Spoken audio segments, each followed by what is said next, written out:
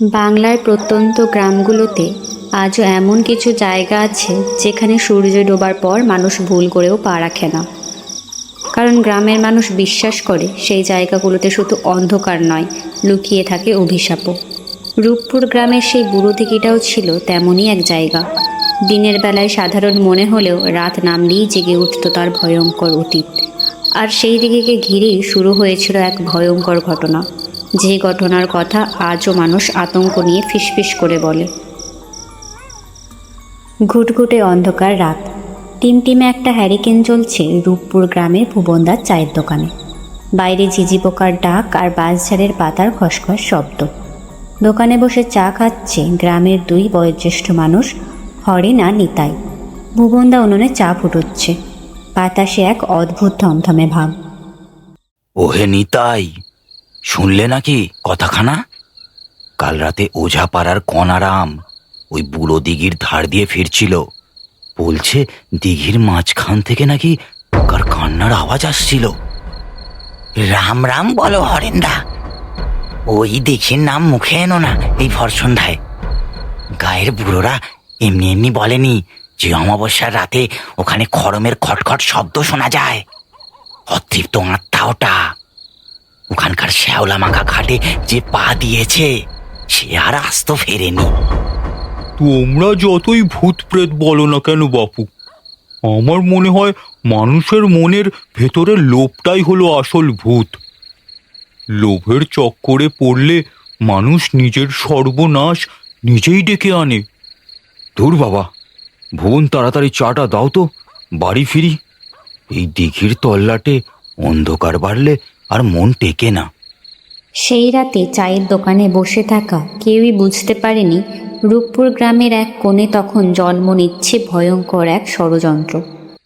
লোভ, অন্ধকার আর কালো তন্ত্রের মিশলে এমন এক খেলা শুরু হতে চলেছে যার শেষ হবে মৃত্যুর মধ্য দিয়ে। গ্রামের শেষ প্রান্তে একটা ভাঙাচোরা কুঁড়ে ঘর। ঘরে টিমটিমে কুপি জ্বলছে। সনাতন একটা কুটির, লোভী আর অলস প্রকৃতির লোক। সে দিন আনে দিন খায়, কিন্তু তার স্বপ্ন সে রাতারাতি রাজা হবে। তার সামনে বসে আছে এক কাপালিক বা তান্ত্রিক, যার গলায় রুদ্রাক্ষের মালা আর কপালে সিঁদুর। মনে রাখিস সনাতন, ওই রূপপুরের বুড়ো দিঘি কোনো সাধারণ দিঘি নয়।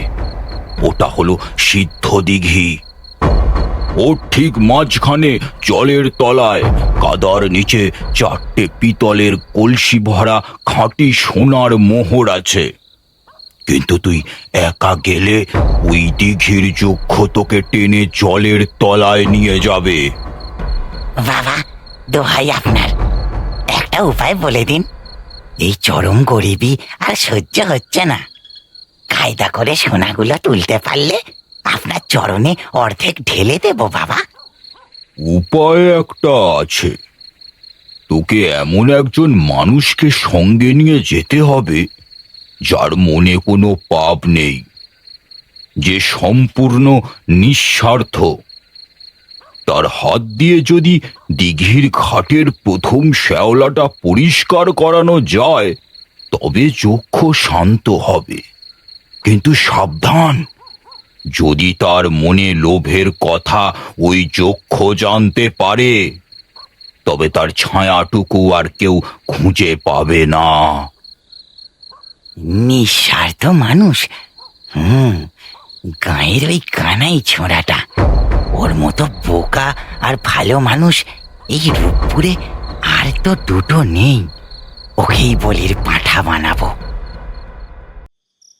লোভ মানুষকে অন্ধ করে দেয়, আর সেই অন্ধ লোভ যখন সহজ পথ খুঁজে পায় না, তখন সে খুঁজে নেয় নিষ্পাপ কাউকে, যাকে ব্যবহার করে নিজের স্বার্থ হাসিল করা যায়। সনাতনের মাথাতেও তখন ঠিক এমনই এক ভয়ঙ্কর পরিকল্পনা পাক খেতে শুরু করেছে। কানাই একটা খুব সরল, সৎ আর ধার্মিক যুবক নিজের উঠোনে বসে তুলসীতলায় জল দিচ্ছিল। সনাতন মুখে একরাশ ভণ্ড দয়া আর দুঃখের অভিনয় নিয়ে কানাইয়ের উঠোনে এসে দাঁড়ালো।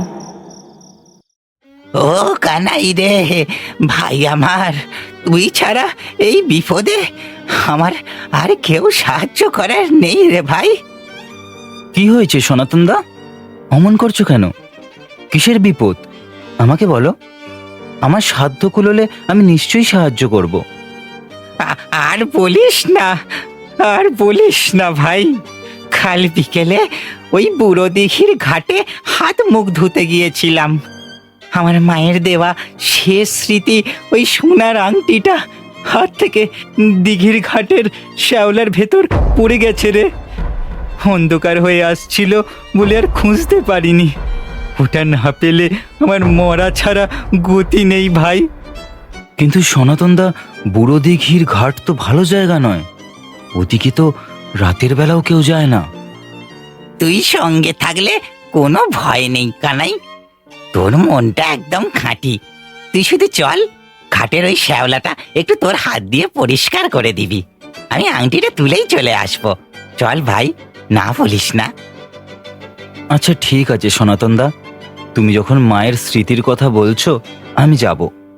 ঈশ্বর আমাদের সহায় থাকবেন, কোনো অশুভ শক্তি আমাদের কিছু করতে পারবে না।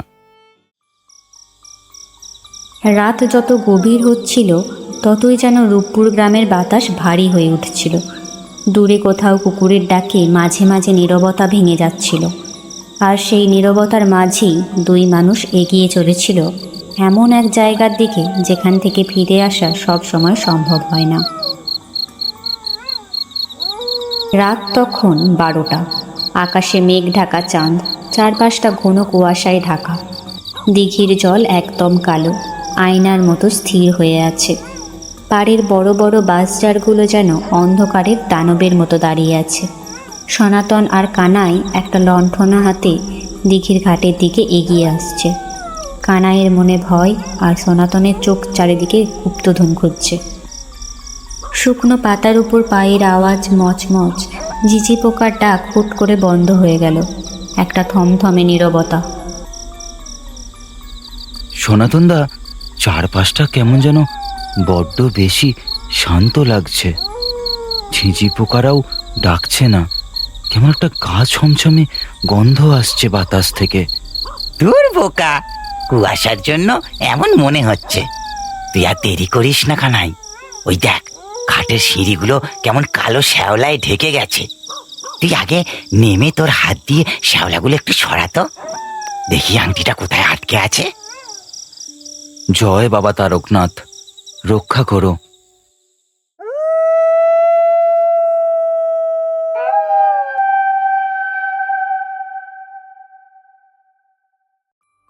অনেক সময় কিছু জায়গা শুধু জায়গা থাকে না, বছরের পর বছর ধরে জমে থাকা অভিশাপ, মৃত্যু আর অশুভ শক্তি সেই স্থানকে পরিণত করে ভয়ঙ্কর এক ফাঁদে।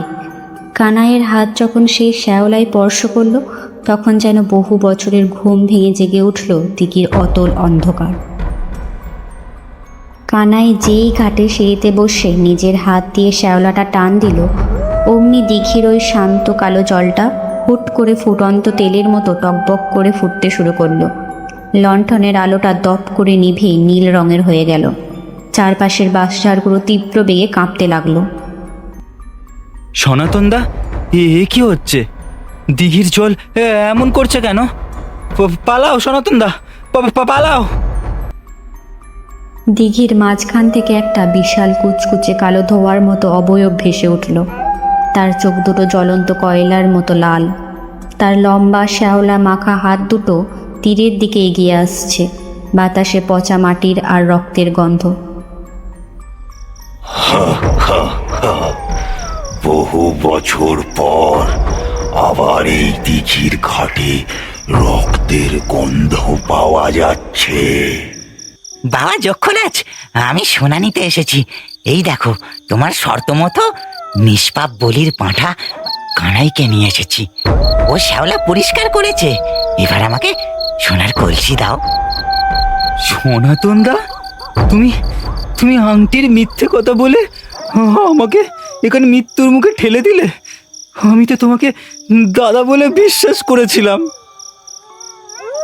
সনাতন ভেবেছিল সে খুব বুদ্ধিমানের কাজ করেছে, কিন্তু সে বুঝতে পারেনি অশুভ শক্তিকে কখনো ফাঁকি দেওয়া যায় না। মানুষের মুখ হয়তো মিথ্যে বলতে পারে, কিন্তু মানুষের মনের ভিতরকার লোভ সব সময় নিজের পরিচয় দিয়ে দেয়। যক্ষের সেই লাল চোখ দুটো ক্রোধে আরও জ্বলে উঠল। সে কানাইয়ের দিকে না গিয়ে সোজা সনাতনের দিকে এগোতে লাগলো। সনাতন ভয়ে হামাগুড়ি দিয়ে পিছনে পালাবার চেষ্টা করছে, কিন্তু তার পা দুটো যেন মাটিতে জমে গেছে। ক্ষমা করো, আমাকে ছেড়ে দাও, আমি শোনা চাই না। কানাই, আমাকে বাঁচাও ভাই, আমাকে বাঁচাও। তোর কোনো ক্ষমা নেই। তুই সোনা চেয়েছিলি না? আয়, দিঘির অতল তলায় সোনার কলসি জড়িয়ে তুই আজীবন বন্দি হয়ে থাকবি। তোর লোভের শ্যাওলাই তোকে গ্রাস করবে। যক্ষের সেই কালো হাত দুটো সনাতনকে এক ঝটকায় ধরে দিঘির মাঝখানের ফুটন্ত কালো জলের তলায় টেনে নিয়ে চলে গেল। সনাতন জলের তলায় তলিয়ে গেল। দিঘির কালো জল আবার শান্ত হয়ে এলো, যেন কিছুই ঘটেনি। কিন্তু সেই রাত কানাইয়ের জীবন চিরদিনের জন্য বদলে দিয়েছিল। সে নিজের চোখে দেখেছিল লোভ মানুষকে কত ভয়ঙ্কর পরিণতির দিকে ঠেলে দিতে পারে। দিঘির ঘাট আবার শান্ত হয়ে এলো, জল স্থির। কানাই তখনও ঘাটের উপর হাঁটু গেড়ে বসে কাঁপছে আর চোখ বন্ধ করে ভগবানের নাম জপ করছে। হুট করে দিঘির জল থেকে একটা শান্ত নরম আলো কানাইয়ের সামনে এসে দাঁড়ালো। কানাই, চোখ খোল। কে কে আপনি? তোর মনে কোনো পাপ ছিল না।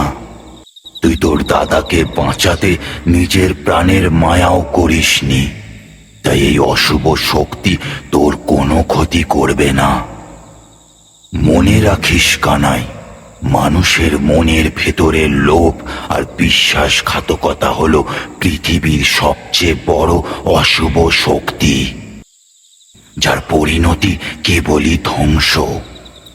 তুই বাড়ি ফিরে যা, আর কোনোদিন এই দিঘির জল তোকে বা তোর গ্রামের কোনো ভালো মানুষকে স্পর্শ করবে না।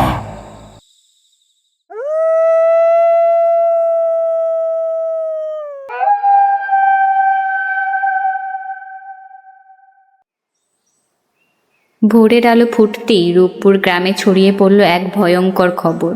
কেউ বলল অভিশাপ, কেউ বলল যক্ষের বিচার, কিন্তু সবাই একমত ছিল এক জায়গায়: লোভের শেষ কখনো ভালো হয় না। ভুবনদার চায়ের দোকানে আবার লোক জমেছে। কানাই ফ্যাকাশে মুখে গ্রামের মানুষদের সবটা খুলে বলছে। হরেন, নিতাই আর গ্রামের লোকজন স্তম্ভিত হয়ে শুনছে। ওরে বাবা রে, সনাতনটা টাকার লোভে শেষমেশ দিঘির তলাতেই চলে গেল। লোভ পাপ, পাপে মৃত্যু। সনাতন সোনা পেয়েছিল কিনা জানি না, কিন্তু নিজের লোভের চক্করে প্রাণটা খোয়ালো। দেখলে তো ভাই, ভূত আসলে শ্যাওলা মাখা দিঘির ঘাটে থাকে না। ভূত থাকে মানুষের মনে, লোভ, হিংসা আর অহংকার হয়ে। যেদিন মানুষ এই লোভের ভূতটাকে মন থেকে তাড়াতে পারবে, সেদিন পৃথিবীটা এমনি শান্ত হয়ে যাবে। লোভই মানুষের সবচেয়ে বড় শত্রু। আজও নাকি অমাবস্যার রাতে রূপপুরের সেই পুরো দিঘির পাড়ে দাঁড়ালে শোনা যায় জলের তলা থেকে ভেসে আসা এক মানুষের আর্তনাদ।